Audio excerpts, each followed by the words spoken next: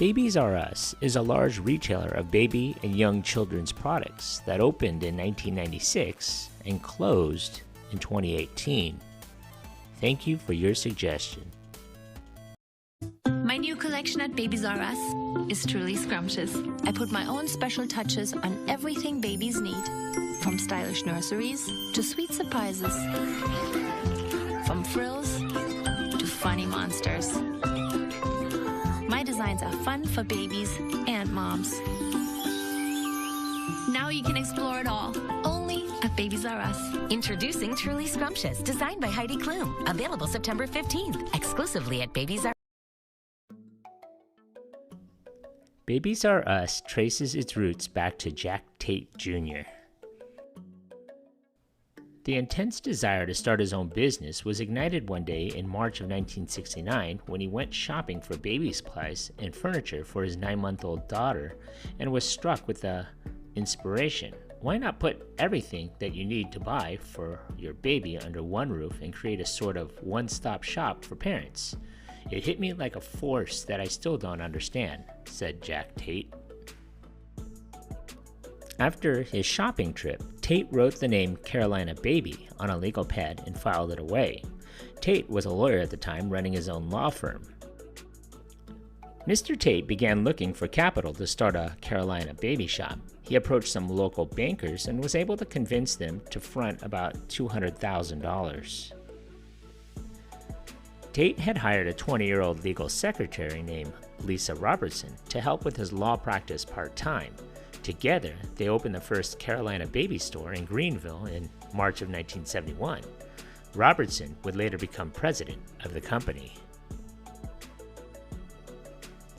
The shop, which provided furniture, clothing, and toys for babies and children through age 12, was a hit.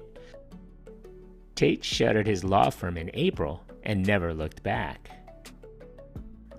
Mr. Tate opened his second baby store 2 years later in nearby Esley, South Carolina. That store spawned a gradual expansion of Carolina Baby shops throughout the Carolinas during the 1970s and early 1980s. Besides building more stores, Tate began experimenting with different concepts and formats to find the perfect recipe for his shops. He tried opening some stores in malls, for example, but discovered that real estate was too expensive for him to fully stock a store and still generate sufficient profits. He eventually found that bigger, less expensive locations in strip shopping centers worked well. Hard work and persistence paid off for Tate and Robertson, who watched their venture slowly take off during the 1970s and early 1980s, and build steam during the mid-1980s. The company began expanding outside of the Carolinas into neighboring southeastern states, where the concept was well received. By the mid-1980s, Carolina Baby Inc. was operating about 25 stores that averaged 6,000 square feet in size. In 1987, Tate hit on a new concept that would destined to transform his company when he opened an experimental 20,000 square foot superstore in Marietta, Georgia. In 1987, Tate changed the name of the company to Baby Superstore Inc. and began looking for cash to build Baby Superstore outlets. During the next 5 years, he and his fellow executives scrambled to open a total of 26 shops under the Baby Superstore banner. By 1994, the company was operating a chain of about 40 stores, with plans to have roughly 50 shops in 13 states open by the end of 1995. The success of the Baby Superstore didn't go unnoticed. A more weighty contender was the massive Toys R Us chain, which announced in 1994 that it was going to open 5 Babies R Us stores in 1995. By 1994, Baby Superstore Inc. was beginning to open 40,000 square foot stores that stocked about 25,000 items from 500 suppliers, compared to about 15,000 items stocked by Toys R Us.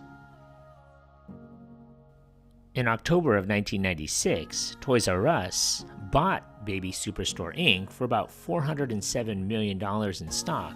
At the time, Baby Superstore had 63 existing locations in 18 states, primarily in the Southeast and Midwest. By making the purchase, Toys R Us leapfrogged its own plans, putting Babies R Us into Baby Superstore spaces, giving it 73 stores in 23 states. Before the acquisition, Babies R Us was launched in April of 1996 to complement the toy superstore Toys R Us, selling baby and toddler products. Babies R Us turned out to be a profitable acquisition for Toys R Us. Babies R Us was a prized and profitable unit. CNN Money reported in 2005 that it accounted for 75% of Toys R Us's total operating income, while making up just 15% of its sales. Babies R Us corporate parent began to suffer at the turn of the 21st century. The original buyout plan for Toys R Us called for the toy and baby units to be split apart, but the ultimate deal with Bain, KKR, and Vornado kept Toys R Us and Babies R Us together. Blaming market pressures, primarily competition from Walmart and Target, Toys R Us considered splitting its toy and baby businesses. On March 17, 2005, a consortium of Bain Capital, KKR, and Vornado Realty Trust announced a $6.6 billion leveraged buyout of the company. The two units didn't just stay connected financially, they came together physically with a broad rollout of the stores that combined Toys R Us and Babies R Us under a single roof. The company was consolidating its store base where it could, closing nearby single-format stores if they could add a combined toy and baby store.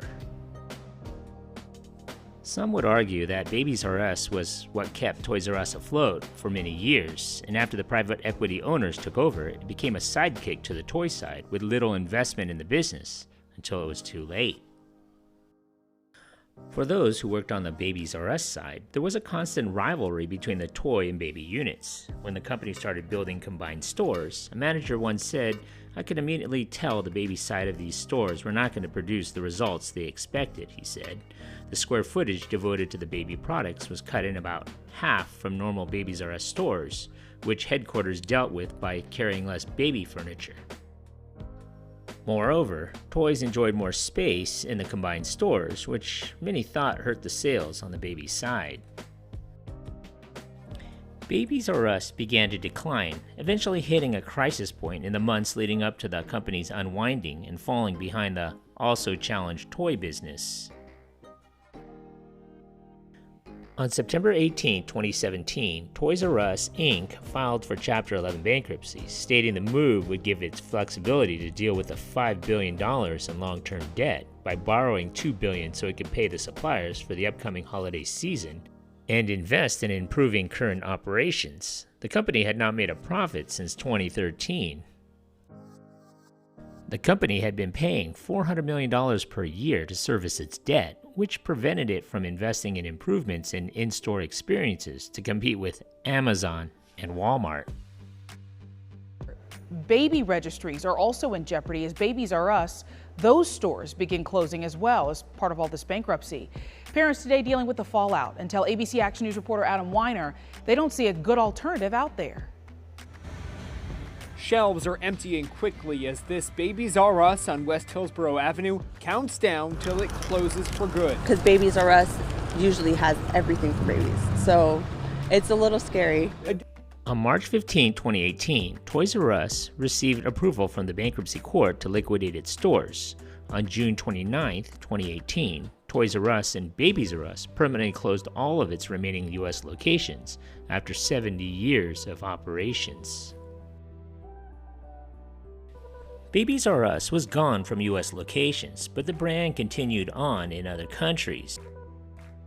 Babies R Us stores continue to operate in more than 20 countries outside the United States with over 100 stores. The brand was also sold online in other countries as well. But on January 20th, 2019, the parent company, TRU Kids Brands, was formed to be the new owner of Toys R Us and Babies R Us. On January 11, 2023, it was announced that a new Babies R Us store would open in summer of 2023, bringing back the brand after nearly 5 years since the last stores closed. So what are your favorite memories of this place? Leave a comment or a suggestion for a future video below. Thanks for watching.